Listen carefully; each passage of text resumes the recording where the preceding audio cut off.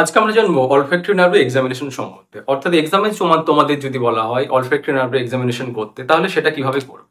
তাহলে দেখো আমি পয়েন্ট ওয়াইজ আলোচনা করছি। প্রথমে জানবো হচ্ছে প্রি রিকুইসাইট। কিভাবে প্রি রিকুইসাইট? দেখো আমি যখন এক্সামিনেশন করবো, যে সাবজেক্টের বা যে পেশেন্টের আমি এক্সামিনেশন করবো, তার প্রি রিকুইসাইট গুলো আমাকে মনে রাখতে হবে। কি প্রথম কথা, পেশেন্ট বা পার্সনের কোনো নোজ ব্লক আছে কিনা। কারণ নোজ যদি ব্লক থাকে, নোজে যদি অবস্ট্রাকশন থাকে, স্মেলিং তো এমনিই পাবে না, তার ক্ষেত্রে হয়তো অলফ্যাক্টরি নার্ভ নর্মাল আছে। তাহলে নোজ ব্লক আছে কিনা আগে সেটা আমরা জেনে নেবো। ওকে, সেকেন্ড জানবো। সেকেন্ড যেটা অবশ্যই মনে রাখতে হবে তোমাকে, পেশেন্টের বা সাবজেক্টের বলবো ক্লোজ ইউর আইস। তাহলে দেখো আইটা ক্লোজ করবে এবং তারপরে ভাবে যেটা করতে হবে সেটা হচ্ছে ইচ নস্ট্রিল আলাদাভাবে চেক করবো। অর্থাৎ লেফট হ্যান্ড দিয়ে লেফট যে নস্ট্রিলটা সেটা ক্লোজ করবে, এবং আরেকবার যখন আমরা লেফট নস্ট্রিলটা চেক করবো তখন রাইট হ্যান্ড দিয়ে কি করবে, রাইট সাইডের নস্ট্রিলটা চেক করবে। অর্থাৎ প্রত্যেকটা নস্ট্রিল আলাদা আলাদাভাবে চেক করতে হবে। এই তিনটে পয়েন্টস তোমাকে অবশ্যই মনে রাখতে হবে। ওকে, তাহলে ভিডিওটা দেখে নাও এবং আমরা কিভাবে সাবজেক্টের বা পেশেন্টের আমরা কি করছি অলফ্যাক্টরি নার্ভের এক্সামিনেশন করছি। ওকে, তাহলে কিছু কিছু কমন সাবস্টেন্স মানে বলো আমরা কি দিতে পারি কমন সাবস্টেন্স। প্র্যাকটিক্যালি ভাবো, বিরিয়ানি, সাথে বিরিয়ানি নিয়ে আসতে হবে, সেটা তো থাকবে না এক্সাম হলে। তাহলে কমন সাবস্টেন্স মানে আমরা কি দিতে পারি?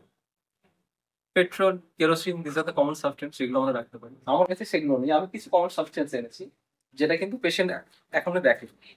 তাহলে পেশেন্ট কিন্তু দেখলে চলবে। তাহলে পেশেন্টকে সবার প্রথম ইনস্ট্রাকশন দেবো close your eyes. Close your eyes. Okay, close your eyes. এখন দেখো বোথ নস্ট্রিল রয়েছে, আমরা ইচ নস্ট্রিল আলাদা আলাদা চেক করবো। তাহলে with your left hand close your left nostril. Left nostril. Now we are checking the right nostril. Clear? This are the common substance. চেনো সবাই? চেনো না কেউ আছো নাকি? Now try to smell and tell me what is the substance. That's it. Thank you. Now try to smell and tell me the substance.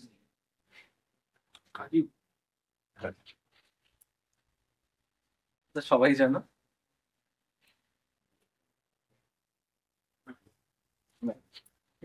তাহলে এভাবে আমরা কমন সাবস্টেন্স দিতে পারি। নাও close your right nostril. Now we'll check the left nostril. Okay, try to smell. Bye.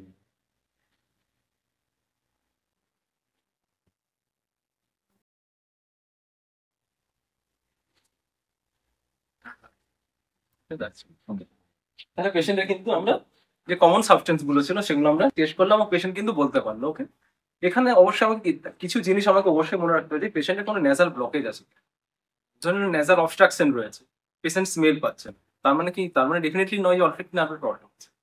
তাহলে সেটা তোমাকে প্রথমেই identify করে দিতে হবে। ওকে, তাহলে আমরা দেখলাম যে এখানে আমরা কি কি সাবস্টেন্স ইউজ করেছি। খুব কমন যেসব সাবস্টেন্স গুলো সেগুলো ইউজ করা যেতে পারে। ওকে, তাহলে তার মধ্যে এখানে যেমন আমরা কি ম্যাঙ্গো ইউজ করলাম, কাজু বা দারুচিনি এগুলো ইউজ করলাম। আর কি কি ইউজ করা যেতে পারে? লেমন ইউজ করা যেতে পারে, সোপ ইউজ করা যেতে পারে, বা পেপারমিন্ট। কমন যে সাবস্টেন্স গুলো ইউজ করা যেতে পারে। ওকে, এবং এখানে তোমাকে অবশ্যই যেটা মনে রাখতে হবে যে আমরা কোন সাবস্টেন্সটা ইউজ করব না। কিছু ইরিটেন্ট সাবস্টেন্স লাইক অ্যামোনিয়া কিন্তু আমরা ইউজ করবো না ফর স্মেলিং। কারণ অ্যামোনিয়া যদি আমরা ইউজ করি, কি বলেছিলাম, অলফ্যাক্টরি রিসেপ্টরে অলফ্যাক্টরি নার্ভ ছাড়াও আরেকটা নার্ভ সাপ্লাই থাকে, সেটা হলো ফিফথ ক্রেনিয়াল নার্ভ বা ট্রাইজেমিনাল নার্ভ। এবং এই অ্যামোনিয়া যদি আমরা ইউজ করি স্মেলিং এর জন্য, এই অ্যামোনিয়া কি করে, যে ফিফথ ক্রেনিয়াল যে নার্ভটা রয়েছে সেই নার্ভটাকে স্টিমুলেট করে। ওকে, এই জন্য আমরা we never used ammonia for the olfactory nerve examination. এই পয়েন্টটা তোমাকে মনে রাখতে হবে এবং এটা খুব কমন প্রশ্ন তোমাদের করা। এরপরে জানবো তাহলে পেশেন্ট কি হতে পারে। পেশেন্ট তাহলে দুটো জিনিস বলতে পারে যে হ্যাঁ আমি নর্মালি স্মেলিংটা পাচ্ছি এবং আমি ডিটেক্ট করতে পারছি, হ্যাঁ এটা ম্যাঙ্গোর স্মেলিং আমি বুঝতে পারলাম। আর কি হতে পারে? আর দুটো কন্ডিশন হতে পারে। একটা হতে পারে পেশেন্ট বলতে পারে যে যেহেতু আই ক্লোজ করা আছে, তুমি যখন ইউজ করছো পেশেন্ট বলবে আমি কোনো স্মেলিংই পাচ্ছি, অর্থাৎ যেটাকে বলা হয় অ্যানোসিয়া। আর কি হতে পারে? ইম্পেয়ার্ড স্মেল, পেশেন্ট বলবে হ্যাঁ পাচ্ছি কিন্তু অনেক হালকা পাচ্ছি। ওকে, অ্যানোসমিয়ার কজ, অ্যানোসমিয়ার দুটো কজ, একটা হচ্ছে লোকাল কিছু কজ এবং একটা সিস্টেমিক কজ, অর্থাৎ ব্রেনে প্রবলেম রয়েছে সেটা হচ্ছে সিস্টেমিক। তাহলে লোকাল কজের হচ্ছে যেটা অ্যাকুট রাইনাইটিস, কমন কোল্ড যেটা খুব কমনলি হয়। তাহলে সেখানে কি হচ্ছে, আমাদের যখন সর্দি ঠান্ডা কাশি, যখন কমন কোল্ড হয়, আমরা কিন্তু কি স্মেলিং ভালো পাই না, এবং স্মেলিং ভালো পাই না আমরা খাবারের স্বাদও ভালো পাই না। ওকে, এবং তার সাথে হেভি স্মোকিং যারা হয়, হেভি স্মোকার, তাদেরও ক্ষেত্রে এটা হয়। আর কোন কন্ডিশন হতে পারে? Atrophy of the bulb. এই যে বাল্বটা রয়েছে অলফ্যাক্টরি বাল্ব, তার যদি অ্যাট্রোফি হয়ে যায় তাহলে কিন্তু এই তিনটে লোকাল কজের জন্য কি হতে পারে? আমাদের অ্যানোসমিয়া হতে পারে। ওকে, তাহলে কি কি সিস্টেমিক কজ রয়েছে যার জন্য আমার অ্যানোসমিয়া হবে? সিস্টেমিক কজের মধ্যে অবশ্যই পার্কিনসনিজম, মেনিনজাইটিস, হেড ইনজুরি এবং ইন্ট্রাক্রেনিয়াল টিউমার, এই জিনিসগুলো তোমাদের মনে রাখতে হবে। ওকে, এরপর জানবো তাহলে ইম্পেয়ার্ড স্মেল, অর্থাৎ স্মেল পাচ্ছে কিন্তু সেটা ইম্পেয়ার্ড হচ্ছে, অনেক হালকা স্মেল পাচ্ছে। কোন কোন কন্ডিশন হতে পারে? কর্সাকফ সিন্ড্রোম বায়োকেমিস্ট্রিতে পড়েছিল, সেখানে হতে পারে, এবং হান্টিংটন কোরিয়া, এক্ষেত্রেও কিন্তু ইম্পেয়ার্ড স্মেলিং। ওকে, এবং অবশ্যই একটা মনে রাখতে হবে, যেসব পেশেন্টের অ্যানোসমিয়া হয় তাদের কিন্তু হাইপোগুয়েসিয়া বা এরগুয়েসিয়াও হয়, অর্থাৎ ডাক্তারবাবু আমি কিন্তু গন্ধ কম পাচ্ছি, তার সাথে কিন্তু খাবারের স্বাদও পাচ্ছি বা খাবারের স্বাদও কম পাচ্ছি, এই দুটো সিমটম কিন্তু একসাথে থাকে।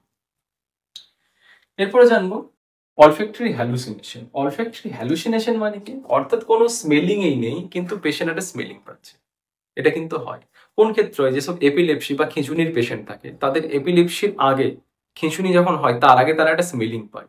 ওকে, এটা কি বলা হচ্ছে? Auditory hallucination. অর্থাৎ তাদের হিস্ট্রিটা থাকে এরকমই, যে আমি কি হয়ে গেছিল আমার মনে নেই, অজ্ঞান হয়ে গেছিলাম কিনা সেটা মনে নেই, কিন্তু এইটুকু মনে আছে যে অজ্ঞান হয়ে যাওয়ার আগে কিন্তু আমি একটা গন্ধ পাচ্ছিলাম, একটা একটা একটা দুর্গন্ধ পাচ্ছিলাম বেসিক্যালি। ওকে, তাহলে এটাকে বলা হচ্ছে অলফ্যাক্টরি হ্যালুসিনেশন। একটা আনপ্লেজেন্ট অর্ডার পাবে, লাইক বার্ন রাবার, অর্থাৎ বলতে পারে যে রাবার পড়ানোর একটা গন্ধ পাচ্ছিলাম। ওকে, তাহলে এপিলেপসির ক্ষেত্রে হয়, এবং কোনো কোনো ক্ষেত্রে সিজোফ্রেনিয়ার ক্ষেত্রেও কিন্তু আমার অলফ্যাক্টরি হ্যালুসিনেশন দেখা যায়। এরপরে যেন হাইপারসমিয়া। হাইপারসমিয়া মানে স্মেলিং অনেক বেশি পাচ্ছে। কোন কন্ডিশনে হতে পারে? অ্যাডিশন ডিজিজ এবং পিটিউটারি টিউমার, এই কন্ডিশনে কিন্তু হতে পারে। ওকে, এরপর লাস্টে তোমরা একটু জেনে নাও যে অলফ্যাক্টরি নার্ভ এবং অপটিক নার্ভ এমন দুটো নার্ভ, যে দুটো নার্ভ কিন্তু ব্রেন স্টেম দিয়ে ব্রেনে আসে না। ওকে, তার আগেই ব্রেনের কর্টেক্সে এরা প্রজেকশন দিয়ে দেয় ফাইবার গুলো। ওকে, তাহলে এই কনসেপ্টটা আমরা জানলাম। তাহলে অলফ্যাক্টরি নার্ভের এক্সামিনেশন কিভাবে করতে হয় সেটা তোমরা জানলে, এবং এই রিলেটেড কি কি প্রশ্ন তোমাদের করা হতে পারে সেটাও আমি আলোচনা করে নিলাম। ওকে, চলো, থ্যাংক ইউ।